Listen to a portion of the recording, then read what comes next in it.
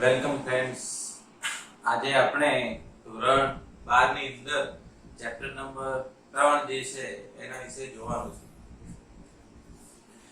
આજે આપણે મેલ reproductive system જે છે નર પ્રજનન તંત્ર એનું થોડો પોર્શન જે છે આપણે ગઈકાલે પણ જોયું અને થોડો પોર્શન જે છે આજે આપણે જોઈશું.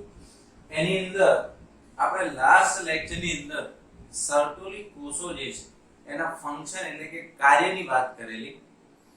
હવે એના જે કાર્ય જે છે એનું થોડુંક આપણે ફરીથી જોઈ લઈએ કે એક્ચ્યુઅલી એ શું કામ કરે છે. સૌથી પહેલા આપણે જોયું કે સર્ટોલી કોષો જે છે એ સૌથી પહેલા સ્પર્મિએશન કરાવે કે જ્યારે શુક્રકોષ જે છે એ પ્રશુક્રકોષોમાંથી જ્યારે શુક્રકોષ બનવાનો હોય એટલે કે શુક્રકોષ મુક્તિ કહેવાય. શુક્રકોષ મુક્તિ. તમને ખ્યાલ છે કે ભાઈ સર્ટોલી કોષો જે છે એના જોડે આ કોષો જોડાયેલા હોય અને એમાંથી શું કરતા હોય પોષણ મેળવતા હોય. તો સર્ટોલી કોષોનું મેઇન કામ શું છે? એક તો કે ભાઈ વિકાસ પામતા શુક્રકોષો, બરાબર, એને શું કરવું? એને પોષણ પૂરું પાડે અને એમને ઊર્જા પૂરી પાડે. ઓકે, આપણે શુક્રકોષો હોય એ બનવાની પ્રોસેસમાં અલગ અલગ સ્ટેજ હોય, બરાબર. જેમ કે ભાઈ જનન અધિચ્છદીય કોષ હોય એમાંથી પ્રાથમિક પૂર્વ શુક્રકોષ બને, એમાંથી પછી દ્વિતીયક પૂર્વ શુક્રકોષ બને, એમાંથી પ્રશુક્રકોષ બને અને પછી છેલ્લે શુક્રકોષ બને. તો આ જે અલગ અલગ સ્ટેજ, તો એ જે બનવાની જે પ્રોસેસ થતી એને આપણે શુક્રકોષ જનન કહેતા હોઈએ છીએ. પણ આ બધા પ્રોસેસ દરમિયાન એમને પોષણ અને ઊર્જા પૂરું પાડવાનું કામ કોણ કરે છે? સર્ટોલી કોષ. હવે છેલ્લે આપણે એક ડાયાગ્રામમાં જોયું કે સર્ટોલી કોષો જે છે એની અંદર શુક્રકોષનો શીર્ષ ભાગ જોડાયેલું. ઓકે, તો જ્યાં સુધી ત્યાંથી મુક્ત ન થાય ત્યાં સુધી શુક્રકોષો આગળ જશે નહીં. એને કહેવાય શુક્રકોષ મુક્તિ. એ કામ પણ આ સર્ટોલી કોષો કરે છે. ત્રીજું અને મોસ્ટ ઇમ્પોર્ટન્ટ કાર્ય. હવે તમે દેખો કે આ સર્ટોલી કોષો જે છે ઇન્હિબિન અંતઃસ્રાવ બનાવે. કયો અંતઃસ્રાવ? ના, ઇન્હિબિન શું કરે? FSH હોર્મોન છે એનો સ્રાવ અટકાવે. એનો સ્રાવ અટકાવે. ઇન્હિબિન હોર્મોન જે છે એનો સ્રાવ શું કરશે? અટકાવવાનું કામ કરશે. હવે આની જરૂર કેમ પડે? આ દેખો, ઘણીવાર શું થાય કે ભાઈ વધારે પડતા શુક્રકોષો બને તો સ્વાભાવિક છે કે ભાઈ એમને વધારે પોષણ પૂરું પાડવું પડે. તો બધો લોડ કોના ઉપર પડે? સર્ટોલી કોષ. એક તો સર્ટોલી કોષ શું કરે? પોષણ પૂરું પાડે, બરાબર છે. અને વધારે પડતા શુક્રકોષ બને તો વધારે એનર્જી જનરેટ કરવી પડે, વધારે ખોરાક એને પૂરો પાડવો પડે. તો આવી પ્રોસેસ થતી હોય તો શું કરવું પડે કે ભાઈ ઓછા શુક્રકોષો બને એવું કંઈક કરવું પડે. હવે તમને ખ્યાલ છે કે FSH જે છે એ શું કરે? એ શુક્રકોષ જનનનું કામ કરે. શેમાં મદદ કરે? શુક્રકોષ જનનમાં. ઇન્હિબિન હોર્મોન જે છે FSH નો સ્રાવ અટકાવે એટલે શુક્રકોષ જનનની પ્રોસેસમાં શું થાય? અવરોધ ઊભો થાય. તો આ કાર્ય જે છે આપણે ખાસ તમારે ધ્યાનમાં રાખવાના છે. ઓકે, હવે આપણે સ્પર્મ જે છે એનો પાથવે જોવાનો છે. ઓકે, કે શુક્રકોષો જે છે એની ટ્રાવેલિંગ માર્ગ કઈ રીતે છે. ઓકે, હવે આપણે ગઈકાલે વાત કરી કે શુક્રકોષો જે છે એ સૌપ્રથમ આ જે શુક્ર ઉત્પાદક નલિકાઓ જેને આપણે શું કહેતા હતા? Seminiferous tubule. શુક્ર ઉત્પાદક નલિકા, બરાબર. આની અંદર તમને ખ્યાલ છે કે દરેક ખંડ હોય એની અંદર 2 થી 3 નલિકાઓ કેટલી હોય? હવે એ એકદમ કેવી હોય? ગુંચળામાં કેવી હોય? આ રીતે હોય, બરાબર ને? આ 2 થી 3 નલિકાઓ હોય, તમે જોઈ શકો. હવે તમે જોશો અહીંયા એ આગળ જઈને કેવી થઈ જાય છે? એકદમ સ્ટ્રેટ થઈ જાય છે, બરાબર? આ છે સેમિનિફેરસ ટ્યુબ્યુલ, જેને આપણે શું કહેવાય? શુક્ર ઉત્પાદક નલિકા. ત્યાં શુક્રકોષો બને છે. પછી ખંડમાંથી બહાર આવે એટલે સીધી થઈ જાય છે. અહીંયા એકદમ કેવી થઈ ગઈ? એ સીધી. એને ટ્યુબ્યુલાઈ રેક્ટી કહેવાય, પણ એનું નામ તમારે યાદ રાખવાની જરૂર નથી. જે સીધો ભાગ છે એને શું કહેવાય? ટ્યુબ્યુલાઈ રેક્ટી. પછી તમે જોશો કે આગળ જઈ અને ફરી પાછું એકદમ કુંચળામય ભાગ બનાવે છે. એને વૃષણ જાળ કહેવાય. એને શું કહેવામાં આવે છે? વૃષણ જાળ. ઓકે, હવે દેખો આ બધી જે પણ આ સીધી લાઈન જે છે ટ્યુબ્યુલાઈ રેક્ટી અહીંયા જોડાઈને એક જાળું બનાવશે. એને શું કહેવાય? તો આર્યા જે છે ને અહીંયા એ વૃષણ જાળ છે. એ શું છે? વૃષણ જાળ. ઓકે, હવે આ વૃષણ જાળ છે એમાંથી તમે જોશો નલિકાઓ નીકળે છે, જે અધિવૃષણ નલિકામાં ખુલે છે. ઓકે, તો એમાંથી જેટલા પણ ખંડો છે એની 10 થી 12 કોમન નલિકાઓ હોય, બરાબર? 10 થી 12 જે નલિકાને શુક્રવાહિકા કહેવાય. શું કહેવાય એને? શુક્રવાહિકાઓ. એની ટોટલ સંખ્યા કેટલી હોય? 12 થી 20. કેટલી હોય? 12 થી 20. અને છેલ્લે પછી શામાં ખુલે? આપણે અધિવૃષણ નલિકામાં ખુલે. શામાં ખુલે? અધિવૃષણ નલિકામાં. ઓકે, તો હવે આપણે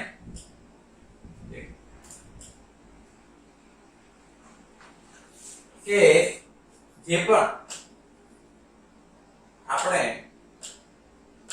શુક્રકોષો છે એનું શુક્રપીંડની અંદર વહનનો માર્ગ જોઈએ. તો ચલો સૌથી પહેલા એ ક્યાં બને? કે ભાઈ શુક્રોત્પાદક નલિકામાં બને. એનો જન્મ ક્યાં થાય શુક્રકોષોનો? શુક્રોત્પાદક નલિકા. ઓકે, એને આપણે શું કહેતા હતા? Seminiferous tubule. ત્યાંથી એ ક્યાં જાય? તમને ખ્યાલ છે કે ભાઈ આ શુક્રોત્પાદક નલિકા છે એ આગળ જઈને એકદમ સ્ટ્રેટ થઈ જાય. એનું નામ યાદ રાખવાનું નથી, પણ તમારે યાદ રાખવાનું એનું નામ શું છે? ટ્યુબ્યુલાઈ રેક્ટી. ઓકે, આપણે લખી દઈએ વચ્ચે ટ્યુબ્યુલાઈ રેક્ટી. પછી તમે જોયું કે આગળ ધારો કે આ જે પણ એક ખંડની ધારો કે શુક્રોત્પાદક નલિકા છે આગળ જઈને સીધી થઈ ગઈ. પછી એકદમ ગૂંચળામય ભાગ બનાવી દીધો, જે બધા ખંડોનો કોમન હશે. એને આપણે શું કહેતા હતા? વૃષણ જાળ કહેવાય. એટલે શુક્રકોષો ત્યાં જાય. ઓકે, ત્યાંથી વૃષણ જાળ હોય એમાંથી પછી નલિકા નીકળે. એને શુક્રવાહિકાઓ કહેવાય. શું કહેવાય? શુક્રવાહિકાઓ. ઓકે, આ વસ્તુ તમે અહીંયા જોઈ શકો છો, બરાબર છે? આ શું છે? Seminiferous tubule, શુક્રોત્પાદક નલિકાઓ. આગળ જે એકદમ સ્ટ્રેટ થઈ ગઈ એને શું કહેવાય? ટ્યુબ્યુલાઈ રેક્ટી કહેવાય. શું કહેવાય? ટ્યુબ્યુલાઈ આર્ય સેમિનિફેરસ ટ્યુબ્યુલ. ફરી પાછું તમે દેખો અહીંયા એકદમ જાળ જઈને વૃષણ જાળ. પછી અહીંયાથી આ નલિકાઓ નીકળી, બધાની કોમન, જે 12 થી 20 હોય. એને આપણે શું કહેવાનું? શુક્રવાહિકાઓ. અને એ પછી શેમાં ખુલે? અધિવૃષણ નલિકામાં. ઓકે, અધિવૃષણ નલિકા એ શુક્રપિંડનો ભાગ નથી, એ બહારનો ભાગ છે. ઓકે, તો આપણે હવે સૌથી પહેલા અધિવૃષણ નલિકા વિશે જોઈશું. આના વિશે જોઈશું અધિવૃષણ નલિકા. ઓકે, તો અધિવૃષણ નલિકા જે છે એકદમ કુંચળામય ભાગ, બરાબર. એની લંબાઈ 6 મીટર, એની લંબાઈ કેટલા મીટર હોય? 6 મીટર. ઓકે. 3 ભાગ હોય એના. ઉપરનો જે શીર્ષ ભાગ હોય, પછી એનું શરીર એટલે બોડી, એનું કાય કહેવાય, અને છેલ્લો ભાગ એટલે એની શું કહેવાય? પૂંછડી. એ ભાગ તમારે જોવા હોય તો આપણે ડાયાગ્રામમાં છે. અહીંયા દેખ કે ભાઈ આ રહ્યો, આ એનો શીર્ષ ભાગ. આ શું છે? શીર્ષ ભાગ, કે જ્યાં બધી શુક્રવાહિકાઓ ખુલે છે. પછી આ એની બોડી છે, બરાબર ને?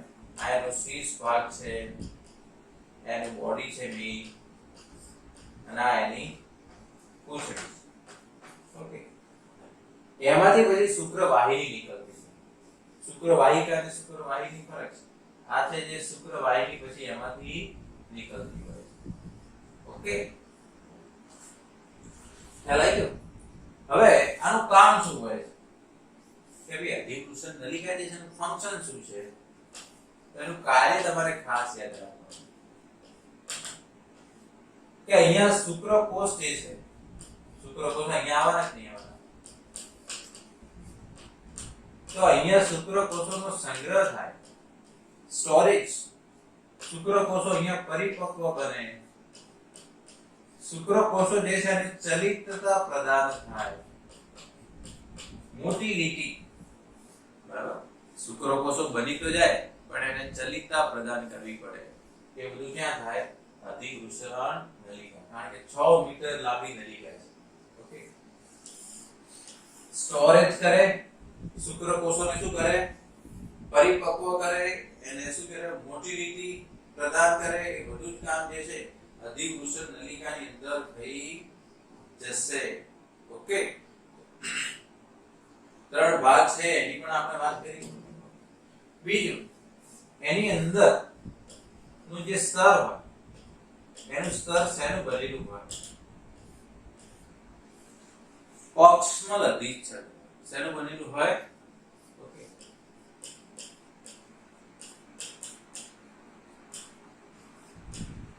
પક્ષમલ અધિચ્છદથી ફાયદો શું થાય? એની મૂવમેન્ટમાં મદદ કરે. હવે અધિચ્છદમાં ખાસ કરીને સ્તંભાકાર અધિચ્છદ કઈ હોય? કોલુમિનાર સિલિએટેડ એપિથેલિયમ. ઓકે. આ ખાસ છે. પક્ષમોના કારણે શુક્રકોષનું શું થાય? મૂવમેન્ટ. ઓકે. હવે આપણે જોઈએ શુક્રવાહિની. બરાબર. હવે તમે દેખો કે ભાઈ આ શુક્રપીંડ હતું, બરાબર. એની ઉપર આ અધિવૃષણ નલિકા, આ એનો બોડી ભાગ હતો, આ જે એનો શીર્ષ ભાગ, બોડી ના પૂંછડી, અને અહીંયાથી પછી શું નીકળતું હતું? શુક્રવાહિની. શું નીકળે છે? શુક્રવાહિની. ડાયાગ્રામમાં જોઈ લઈએ કે કઈ જગ્યાએ છે. દેખો કે જે એના અધિવૃષણ નલિકાનો છેડાનો ભાગ છે ત્યાંથી એ નીકળે છે. આ દેખો શુક્રવાહિની જે છે આગળ જઈને ફૂલાય છે. આગળ જઈને એનો છેડો કેવો છે? ફૂલેલો છે, જેને એમ્પ્યુલા કહેવાય. ઓકે. એમ્પ્યુલા એટલે તુંબિકા. એમ્પ્યુલા એટલે શું કહેવાય? એને તુંબિકા તરીકે ઓળખવામાં આવે છે. ઓકે. હવે દેખો અહીંયા લખ્યું છે યુરેટર. યુરેટર નો મતલબ થાય મૂત્રવાહિની. યુરેટર નો મતલબ શું થાય? મૂત્રવાહિની. ઓકે. યુરિનરી બ્લેડર એનો મતલબ થાય મૂત્રાશય. એનો મતલબ શું થાય? મૂત્રાશય. ઓકે. પણ તમારે શું યાદ રાખવાનું કે ભાઈ આ શુક્રવાહિની છે. આ શું છે? આ છે શુક્રવાહિની, જે અધિવૃષણ નલિકામાંથી નીકળે છે, જે 45 સેન્ટીમીટર લાંબી. કેટલા સેન્ટીમીટર લાંબી હોય? 45 સેન્ટીમીટર. એનો આગળનો છેડો ખુલેલો હોય, જેને તુંબિકા કહેવાય. શું કહેવાય? તુંબિકા. હવે એક્ઝેક્ટલી તુંબિકા જે છે એ અહીંયા આગળ બે ગ્રંથિઓ છે એની સાથે જોડાય છે, અને એને સહાયક ગ્રંથિઓ કહેવાય. અને એ ખાસ કરીને સહાયક ગ્રંથિમાં કઈ છે? એ ગ્રંથિ છે એને કહેવાય શુક્રાશય. એને શું કહેવામાં આવે છે? શુક્રાશય. બરાબર. શુક્રવાહિની આગળ જઈ અને ફૂલાય છે એટલે તુંબિકા કહેવાય. જે આગળ બે ગ્રંથિઓ આવેલી છે જે શુક્રાશય છે એની સાથે જોડાઈ જાય છે અને પછી એને જ્યારે એની સાથે જોડાઈ જાય ત્યારે એને સ્ખલન નલિકા કહેવાય. શું કહેવાય? સ્ખલન નલિકા. ઓકે, ખાસ ધ્યાન રાખો કે જ્યારે શુક્રવાહિની કોની સાથે જોડાઈ જાય? આપણે તુંબિકા સાથે, આ શુક્રાશય સાથે. બરાબર ને? એટલે આને સ્ખલન નલિકા કહેવાય. પછી આગળનો ભાગ તમે જોશો એ આખો મૂત્ર માર્ગનો ભાગ છે. કોનો ભાગ છે? મૂત્ર માર્ગ. જેવો અહીંયા આગળ મૂત્ર માર્ગની શરૂઆત થાય છે સૌથી પહેલા પ્રોસ્ટેટ ગ્રંથિ આવશે જે એક જ છે એની સંખ્યા. શુક્રાશયની સંખ્યા કેટલી છે? 2 જોડમાં છે. પ્રોસ્ટેટ ગ્રંથિ ફક્ત એક જ છે. પછી થોડા અહીંયા હવે એને મૂત્ર માર્ગ કહેવાય. પછી એને શું કહેવાય? મૂત્ર માર્ગ. પછી આગળ બીજી ગ્રંથિઓ પણ આવશે. શીર્ષને શરૂ થાય એની પહેલા બીજી બે ગ્રંથિઓ પણ આવશે. એને બલ્બો યુરેથ્રલ ગ્રંથિ કહેવાય. શું કહેવાય? બલ્બો યુરેથ્રલ ગ્રંથિ. એની સંખ્યા પણ 2 હોય. એની સંખ્યા પણ 2 હોય. એટલે જોડીમાં હોય છે.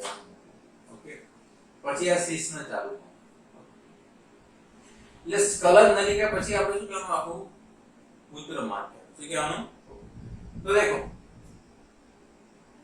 આ જે ભાગ જે છે મૂત્ર માર્ગ એને પ્રોસ્ટેટ ગ્રંથિમાં પ્રોસ્ટેટ મૂત્ર માર્ગ કહેવાનું. પછી અહીંયા એક મેમ્બ્રેન આવે એટલે એને પટલીય મૂત્ર માર્ગ કહેવાય. અને પછી શીર્ષના આવે એટલે શીર્ષનામાંથી મૂત્ર માર્ગ પસાર થાય છે એટલે એને શીર્ષનીય મૂત્ર માર્ગ તરીકે ઓળખવામાં આવે છે. ઓકે, ના શીર્ષનો અગ્રભાગ છે. બરાબર, એને શીર્ષનાગ્ર કહેવાય. શું કહેવાય? શીર્ષનાગ્ર તરીકે ઓળખવામાં આવે. તો આ જે ડાયાગ્રામ જેટલું આપ્યું છે એટલું તમને ખ્યાલ આવી. આ શુક્રપીંડ છે, આ અધિવૃષણ નલિકા છે, એમાંથી આ શુક્રવાહિની નીકળી જે આગળ આ મૂત્રવાહિની છે એની પર લૂપ બનાવી અને આગળ તમે જોશો છેડો એકદમ કેવો છે? ફૂલાયેલો છે. ઓકે, પછી ત્યાં એ શુક્રાશય સાથે જોડાય છે. બરાબર, ને પછી એને શું કહેવાય? સ્ખલન નલિકા કહી દેવાનું. પછી આગળ નો ભાગ આખો મૂત્ર માર્ગ કહેવાય. શું કહેવાય? મૂત્ર માર્ગ. શરૂઆતમાં પ્રોસ્ટેટ ગ્રંથિ વાળો ભાગ જે છે એને પ્રોસ્ટેટ મૂત્ર માર્ગ કહેવાય. પછી પટલ વાળો ભાગ આવે એટલે પટલીય મૂત્ર માર્ગ. અને પછી શીર્ષનો વાળો ભાગ આવે એટલે એને શીર્ષનીય મૂત્ર માર્ગ તરીકે ઓળખવામાં આવે છે. આટલી વસ્તુ પહેલા તમને ખ્યાલ હોવી જોઈએ. આટલી વસ્તુ ખ્યાલ આવી ગઈ કે હવે આપણે થોડું નેક્સ્ટ જોઈએ કે ભાઈ શુક્રકોષો જે છે એનો વહનનો માર્ગ હવે આપણે આગળ જોઈએ કે ભાઈ આગળ શુક્રકોષો જે છે એ રીતના ટ્રાવેલિંગ થાય છે એ આપણે જોઈ લઈએ. દેખ છેલ્લે આપણે શુક્રકોષો જે છે ક્યાં સુધી પહોંચી ગયા હતા? શુક્રવાહિકા. તો શુક્રપિંડનો બહારનો ભાગ એટલે સૌથી પહેલા એ ક્યાં આવે? અધિવૃષણ નલિકામાં આવી ગયા. ઓકે, જે એનું સ્ટોરેજ થાય અને પોષણ મળે અને મોટિલિટી પ્રોવાઈડ થાય બધું ત્યાં થાય. અધિવૃષણ નલિકામાંથી શુક્રકોષો ક્યાં આવી ગયા? શુક્રવાહિનીમાં. શુક્રવાહિકા પેલું અંદર હોય ને શુક્રવાહિની બહાર છે જે 45 સેન્ટીમીટર છે. શુક્રવાહિની જે છે આગળ જઈ અને છેડો ખુલાય અને એમ્પ્યુલાઇઝર તુંબિકા કહેવાય. તુંબિકા હોય એની સાથે પેલી શુક્રાશય જોડાય એટલે પછી એને કયા નામે ઓળખવામાં આવે? સ્ખલન નલિકા કહેવાય. શું કહેવાય? સ્ખલન નલિકા. અને પછીનો ભાગ જે છે એ આખો શું કહેવાય? મૂત્ર માર્ગ કહેવાય. શું કહેવામાં આવે? મૂત્ર માર્ગ અથવા તો મૂત્રજનન માર્ગ કહો તો પણ ચાલે. કારણ કે હ્યુમન ની અંદર કે જે મૂત્રનો બહાર નીકળવાનો માર્ગ પણ એ છે અને જનનકોષો છે એના બહાર નીકળવાનો માર્ગ પણ એ જ છે, એટલે એને મૂત્રજનન માર્ગ કહે છે. એમાં પાછા ભાગ પડે પ્રોસ્ટેટ મૂત્ર માર્ગ, મેમ્બ્રેનસ એટલે પટલીય મૂત્ર માર્ગ અને છેલ્લે શીર્ષનીય મૂત્ર માર્ગ. પછી શુક્રકોષો જે છે ક્યાં જાય? બોડીની બહાર. એટલે તમે વિચાર કરો શુક્રકોષનો ટ્રાવેલિંગ નો આખો પાથવે આપણે તમને જણાવી દીધો ના એક્ઝામ ઓરિએન્ટેડ મોસ્ટ ઇમ્પોર્ટન્ટ છે. ઓકે, આટલી બાબત તમારે ધ્યાનમાં રાખવાની. હવે કે જે વીર્ય જે છે એ કઈ રીતે બને છે એના વિશે આપણે જોઈએ. તો વીર્ય બનવા માટે કોણ ભાગ ભજવે? તો સૌથી પહેલા શુક્રપિંડો. કોણ ભાગ ભજવે? શુક્રપિંડો, કારણ કે શુક્રકોષ બનાવે. ઓકે. બીજું જે સહાયક ગ્રંથિઓ છે, એ ગ્રંથિઓ સહાયક ગ્રંથિઓ. ઓકે. એમાં એક છે શુક્રાશય, બીજું છે આપણે પ્રોસ્ટેટ ગ્રંથિ,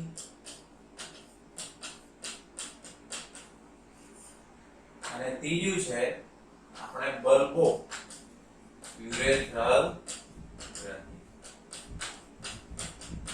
આ બધી ગ્રંથિઓ જે છે એમનો સ્રાવ, આ બધી ગ્રંથિઓ જે છે એ અમુક મટીરીયલનો સ્રાવ કરે, પ્લસ શુક્રપિંડમાંથી શુક્રકોષો બને. શું બન્યા? શુક્રકોષ. આ બધું ભેગું થાય એટલે વીર્ય બને. શું બને? વીર્યની રચના થાય છે. પણ આપણે વન બાય વન આના વિશે પહેલા જોઈએ. શુક્રાશય, સેમિનલ વેસિકલ, પ્રોસ્ટેટ ગ્રંથિ અને બલ્બો યુરેથ્રલ ગ્રંથિ. ઓકે, આને આપણે શું કહેવામાં આવે છે? Seminal vesicle. સૌથી પહેલું કે આ કેવી હોય? જોડમાં હોય, બે ની સંખ્યામાં જોવા મળે. ઓકે. બીજું એ શુક્રવાહિની છે તેના એમ્પ્યુલા સાથે જોડાઈ અને શું બનાવે છે? સ્ખલન નલિકા બનાવે છે. શું બનાવે છે? સ્ખલન નલિકા. ઓકે. જે પણ વીર્ય રસ છે એનું 60% પ્રવાહી. કેટલા ટકા પ્રવાહી? 60% પ્રવાહી જે છે એ આના દ્વારા બનતું હોય છે. ઓકે. હવે એના સ્ત્રાવની અંદર શું હોય? તો 3F તમારે યાદ રાખવાનું. કેટલા? 3F. ઓકે. સૌથી પહેલું છે ફ્રુક્ટોઝ. ઓકે, ફ્રુક્ટોઝ ઉપર F આવી ગયું. તમને એક્ઝામમાં પૂછાય કે વીર્યની અંદર કઈ શર્કરા હોય? તો ફ્રુક્ટોઝ. બરાબર છે? આ હેક્ઝોઝ શર્કરા છે. કીટો હેક્ઝોઝ શર્કરા છે. બીજું હોય ફાઇબ્રિનોજન.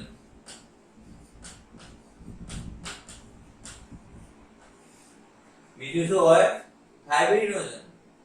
હવે તમને ખ્યાલ છે ફાઇબ્રિનોજન એક પ્રોટીન જે ક્લોટિંગ એજન્ટ નું કામ કરે. શું કામ કરે? ઓકે.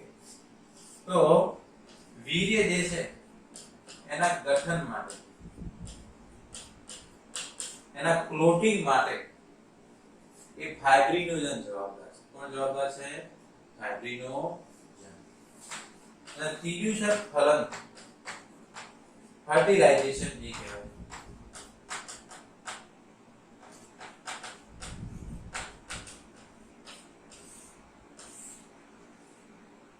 એના માટે જવાબદાર એક હોર્મોન છે એને કહેવાય પ્રોસ્ટાગ્લેન્ડિનનો સ્રાવ. પ્રોસ્ટાગ્લેન્ડિન્સ નો સ્રાવ. ઓકે.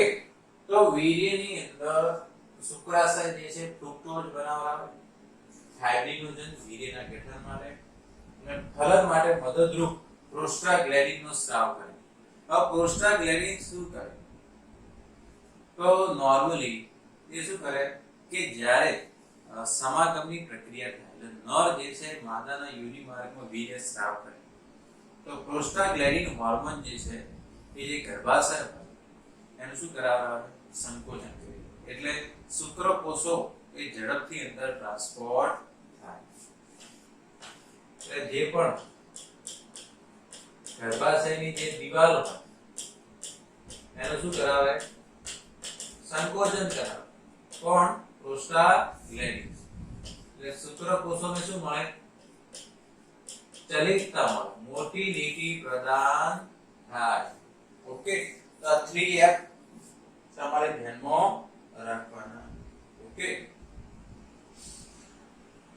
કે ભાઈ ફ્રુક્ટોઝ એક તો પોષણ માટે જરૂરી છે, એનર્જી માટે કામ કરે, ફાઇબ્રિનોજન જે ફાઇબ્રિનમાં કન્વર્ટ થાય, ઓકે, ફર્ટિલાઇઝેશન માટે એના માટે જવાબદાર છે. ઓકે, એટલે ફ્રુક્ટોઝ શું કરે? શુક્રકોષોને પોષણ પૂરું પાડે, એટલે એક ટાઈપની ઉર્જા પૂરી પાડે. ઓકે, તો આટલું ખ્યાલ આવી. હવે આપણે જોઈએ પ્રોસ્ટેટ ગ્રંથિ.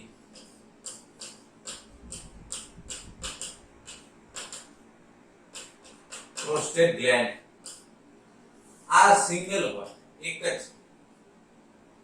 બરાબર છે. પ્રોસ્ટેટ ઉપર યાદ રાખવાનું અહીંયા એક સિંગલ વન, બરાબર છે. બાકી બધી જોડમાં છે. ઓકે, હવે આનો સ્ત્રાવ જે છે આલ્કલાઇન સ્ત્રાવ હોય. કેવો હોય? આલ્કલાઇન સ્ત્રાવ. જે વીર્યને કેટલી pH પ્રદાન કરે? 7.5 pH પ્રદાન કરે. આનો સ્ત્રાવ કેવો હોય? એકદમ આલ્કલાઇન, જેથી કરીને વીર્યને pH કેવી મળે? આલ્કલાઇન. હવે એનું કારણ શું? કે યોનિ માર્ગ હોય એની અંદર એસિડિક pH હોય. એની અંદર કેવી pH હોય? એસિડિક. બરાબર. તો એ શુક્રકોષન માટે વિપરીત pH કહેવાય. તો આ આલ્કલાઇન હોય તો એસિડિક ની અંદર ભળે તો એનું તટસ્થીકરણ થાય. શું થાય? તો શુક્રકોષો ત્યાં યોનિ માર્ગમાં ટકી શકે, નહીં ટકી શકે નહીં. તો જે યોનિ માર્ગ જે છે એની જે pH હોય જે એસિડિક છે એનું તટસ્થીકરણ કરે. એનું શું કરે? જે pH એસિડિક છે એનું ન્યુટ્રલાઇઝેશન કરે. શું કરે? ન્યુટ્રલાઇઝેશન. બીજું પ્રોસ્ટેટ ગ્રંથિ જે છે, ઓકે, કે જે કેટલો રોલ છે એની અંદર? તો લગભગ 30% જેટલો રોલ એની અંદર વીર્ય રસમાં એનો રોલ કેટલો છે? 30% પ્રવાહી બને. કેટલા ટકા? 30%.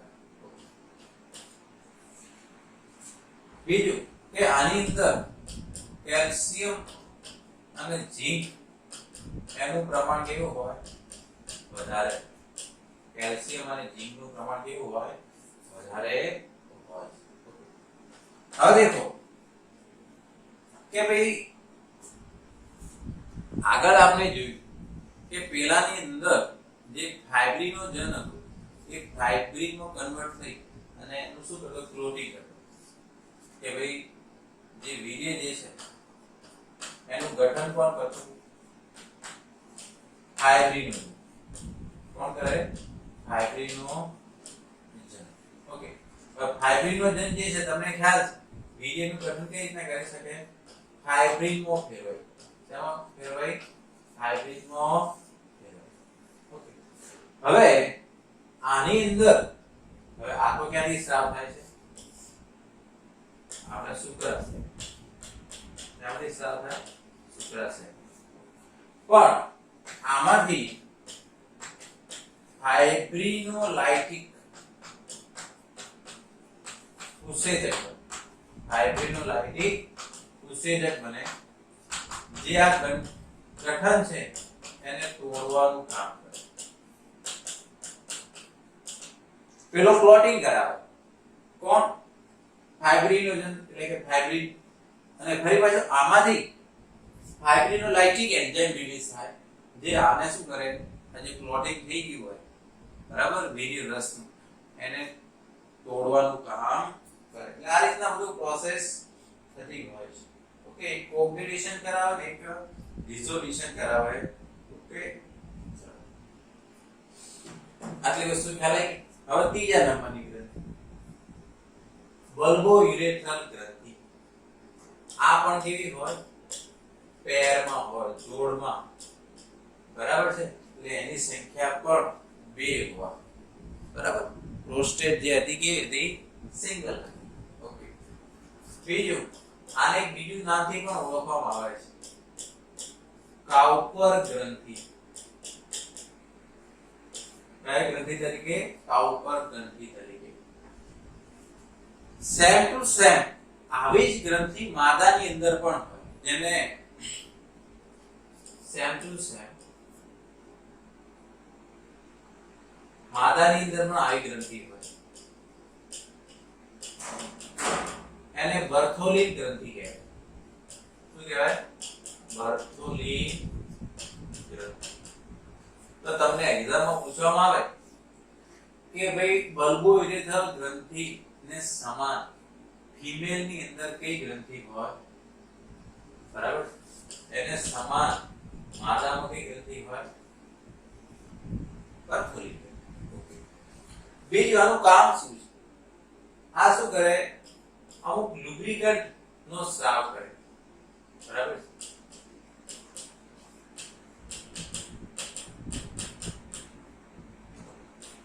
જે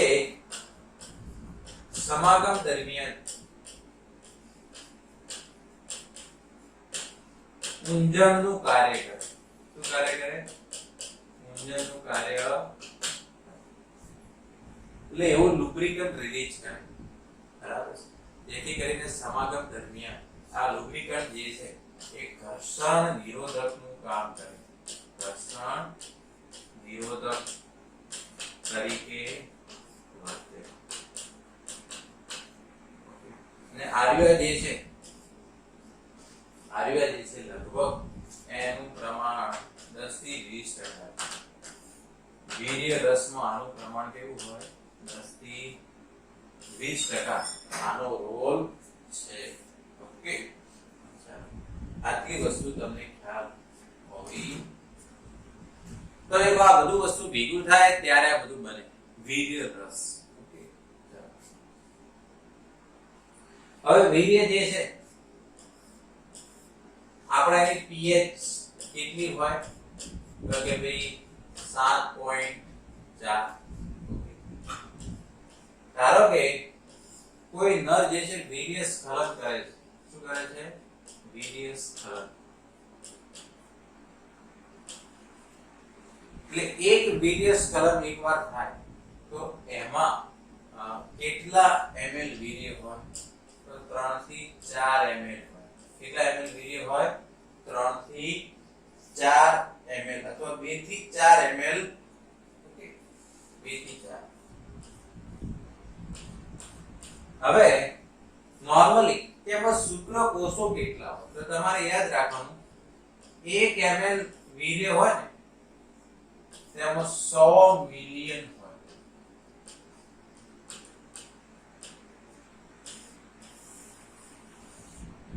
એક ml વીર્ય લો તેમાં કેટલા મિલિયન શુક્રકોષો હોય? 100 મિલિયન. તો એનો મતલબ એ થયો કે પર સ્ખલન પૂછાય. ધારો કે તો એમાં કેટલા થાય? સીધું 200 થી 400 મિલિયન. કયું પૂછ્યું છે એ તમારે ધ્યાનમાં રાખવાનું. 7.4 એટલે કેવી pH કહેવાય? આલ્કલાઇન pH કહેવાય. કેવી pH કહેવાય? Alkaline pH. ઓકે, હવે નોર્મલી કે ભાઈ કેટલા શુક્રકોષો હોવા જોઈએ? Sperm count. ઓકે, તો નોર્મલી કે 20 મિલિયન પર સ્ખલન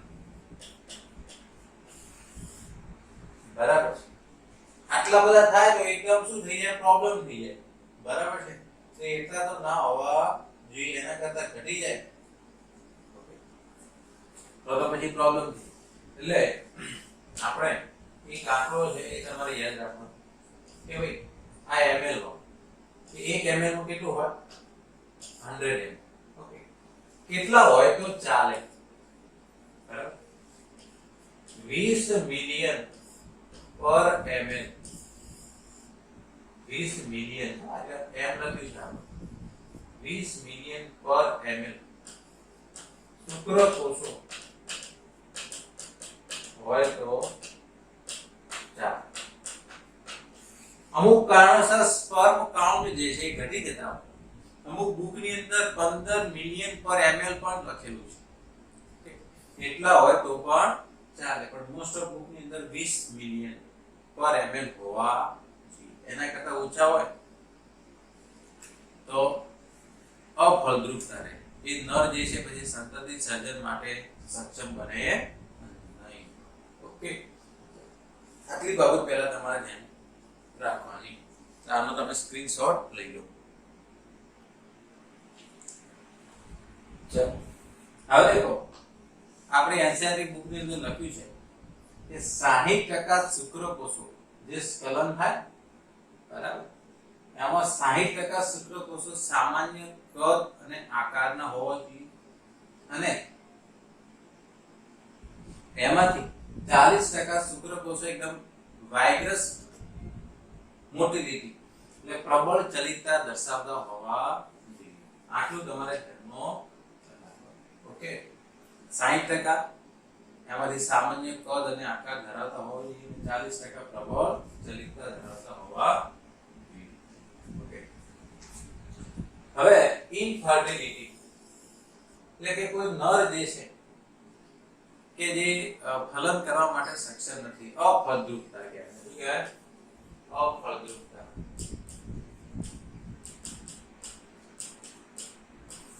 ધારો કે કોઈ નર છે, બરાબર, એ સમાગમ કરે છે, ફલનની પ્રક્રિયા પણ થાય છે, છતાં પણ એ નવી સંતતિનો જન્મ કરી શકતો નથી, અને શું કહેવાય? અફળદ્રુપતા.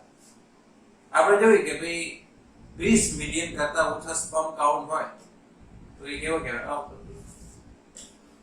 less than 20 million per ml આટલો સ્પર્મ કાઉન્ટ હોય તો આ પ્રોબ્લેમ થઈ શકે. અમુક ની અંદર 15 મિલિયન પર લખી છે કે 15 મિલિયન હોય તો પણ ઇમ્પોટેન્સી, કે નર સ્પર્મ કાઉન્ટ ઓકે છે, એમાં કોઈ પ્રોબ્લેમ નથી, છતાં પણ નર જે છે સમાગમ કરી શકતો નથી. એનું એક કારણ હોઈ શકે કે જે શેષના જે છે એનું જે ઉત્થાન થતું નથી, એને ઇરેક્ટાઇલ ડિસફંક્શન કહેવાય. શું કહેવાય? Erectile dysfunction. ઓકે, બીજા અમુક બેઝિક છે કે ભાઈ ઓલિગોસ્પર્મિયા કોને કહેવાય? ઓલિગોસ્પર્મિયા, જો સ્પર્મ કાઉન્ટ ઓછા હોય તેને ઓલિગોસ્પર્મિયા કહેવાય. ઓકે, એઝોસ્પર્મિયા શુક્રકોષો ગેરહાજર હોય. ઓકે, એસ્ટેનોસ્પર્મિયા શુક્રકોષો એની ચલિતતા કેવી હોય? ઓછી હોય. અને ટેરાટોસ્પર્મિયા એના દેખાવમાં ફેરફાર. નોર્મલી શુક્રકોષો કેવા દેખાતા હોય? આ રીતનો શીશ હોય, એનો મધ્ય ભાગ હોય, આ રીતના પૂંછડી હોય. શુક્રકોષો આવો, આપણે એનું સ્ટ્રક્ચર પણ ભણી. આ શુક્રકોષોનું સ્ટ્રક્ચર છે, શીર્ષ, મધ્ય ભાગ અને પૂંછડી. પણ એમ દેખાવ જ કંઈક અલગ, મોર્ફોલોજી અલગ ટાઈપની હોય, એનું શેપ જ પ્રોપર ના બની હોય, તેને શું કહેવાય? ટેરાટોસ્પર્મિયા. તો આજના લેક્ચરની અંદર આપણે અહીં સુધી રાખીએ છીએ. આઈ હોપ તમને આપણે દેખવા ચેપ્ટર જે છે ધીરે ધીરે ચાલશે, પણ એકદમ બેઝિક થી એનસીઈઆરટી બુકનું બધું, એના સિવાયનું બધું જ આપણે કવર કરવાનું